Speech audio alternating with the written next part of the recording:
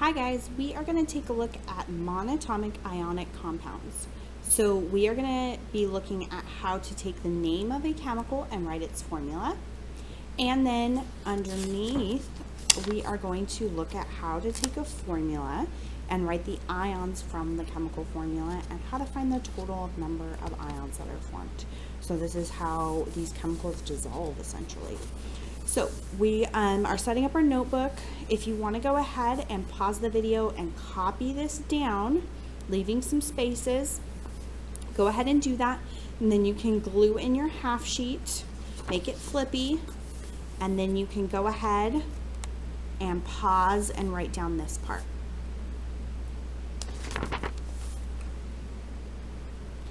All right, hopefully you've gotten all of this written down. So we're going to take a look at our notes. So to take a chemical name and write a formula, so I want you to look at the list of names that are given right here. We've got magnesium bromide, calcium oxide, aluminum oxide. Down here we got things like sodium iodide, calcium sulfide, aluminum fluoride. What you'll notice is the first element keeps its regular name, but the second element, our anions, their name changes to IDE at the end. And this is to signal to us that we're not just looking at, say, lithium atoms and bromine atoms. We are looking at a compound of lithium bromide. These two things have been combined together. So that's a good signal to us that those are now a new compound. So we treat them, though, just like the regular elements. Okay. So if I want to take my name that's given and write my formula, then the first thing I'm going to do is write both of the ions with their charges. So anytime we say write an ion, you must write the charge. We can't just leave the charge off because then it's not an ion, it's just an element. So magnesium symbol here is Mg, and bromine symbol is Br, and then we use our periodic table, the pattern we've already discovered, to write their charges. So magnesium's in group 2, it's going to be a 2+ charge. Remember, our metals are always positive, they're cations first. Bromine's in group 7, it gains an electron, so it becomes a negative charge. So that's step 1, write both ions with their charges. Step 2 is what we've already practiced, crisscrossing. So we're taking that number that's in front and bringing it down, crisscrossing it to the subscript on the other chemical. And then we can write the final formula. So Mg, we only need one of those, and we don't write the one, right? It's the invisible one. And then Br, and we need 2 of them. MgBr2. So that is our formula for magnesium bromide. So we can take the name of our chemical and write the formula. So we're going to do a couple of other ones. Now, the last step does say reduce the subscripts if needed. So if you had something like a 2 and a 2, or a 3 and a 3, we could reduce those down to get the simplest whole numbers. All right, let's try our next one. We've got calcium, which is Ca, and oxygen, which is oxide, is O. We find their charges. Calcium's in group 2. It gets a 2+ charge, just like magnesium. Oxygen is in group 6, so it gets a 2- charge. So again, we're going to take our numbers out in front. Sorry for that noise, that's on my printer if you can hear that.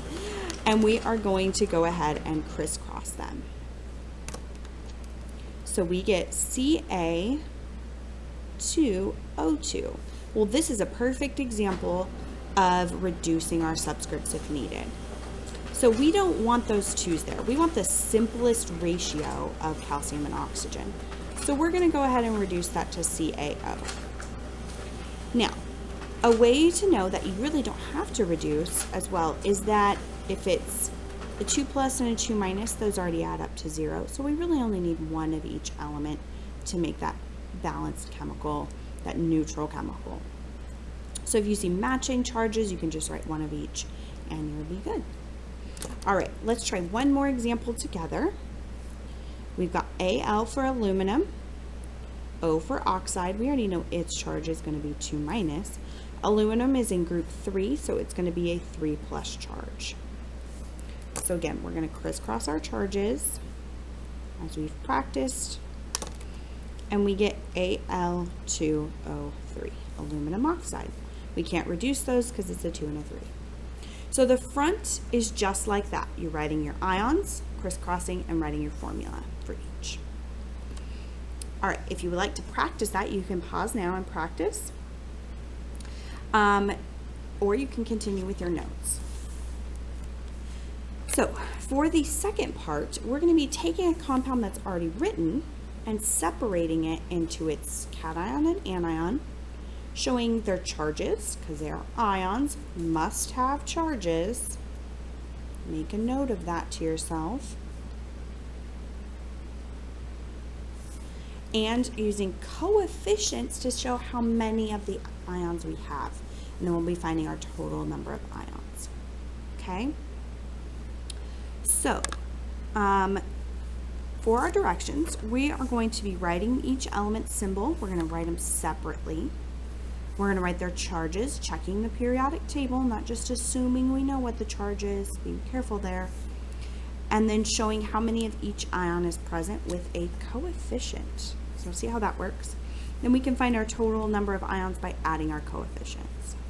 So our first example is going to be Mg3N2. So I'm going to follow the same columns that are above here. So we're going to write each element symbol separately. So magnesium is my cation, nitrogen is my anion, so I'm just going to write them separately. Then I'm going to write each ion's charge by checking my periodic table. Magnesium is in group 2, so it's a 2+. Nitrogen's in group 5, it gets a 3- charge. It gains 3 electrons to get to 8. And then my next step is to show how many of each ion is present with a coefficient. Well, I can get that information from my formula. I needed 3 magnesiums to make this work. So there's a 3 to show I have 3 of these magnesium ions. So a magnesium ion is Mg2+, I'm using 3 of them. And then I have 2 nitrogen. So N3- is my nitrogen ion. I needed 2 of them to make this work.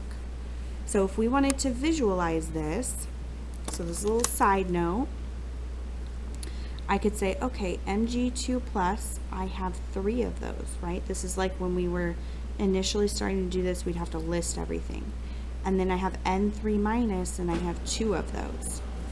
We can check it because our charges should add up to 0, right? 6 positive, 6 negative adds up to 0. So that's what this is really showing. Now our total number of ions, we would add up the coefficients, those numbers in front. So I have 5 ions total. All right. So let's try another one. We're going to do AlCl3. So again, I'm going to separate my 2 chemicals, Al and Cl. I'm going to find their charges on the periodic table. Aluminum is in group 3, it's 3+. Chlorine is in group 7, it gets a negative charge. I'm going to show how many of each ion is present with a coefficient. Well, there's only 1 aluminum here, so we don't have to write a 1 there, but we can imagine that it's there. And we have 3 chlorines. So it took 1 aluminum and 3 chlorines to get that charge to add up to 0 and be neutral. So we have 1 and 3, that gives us 4 total ions. All right, let's do one last one. All right, BaO. So I've got Ba and I've got O. Now I'm going to check my charges. My barium is in group 2. It's a 2+ charge. Oxygen's in group 6. It's a 2- charge. Now we can see that if I had crisscrossed these, right, they would have canceled out and I would just get 1 BaO. So I can't really uncrisscross necessarily. We kind of can sometimes to get our charges, but we need to check them on our periodic table and make sure we've got them. And then there's only 1 of each, so I've got 2 ions. All right, so that's how we write a formula from a name and how we break down a formula into its ions.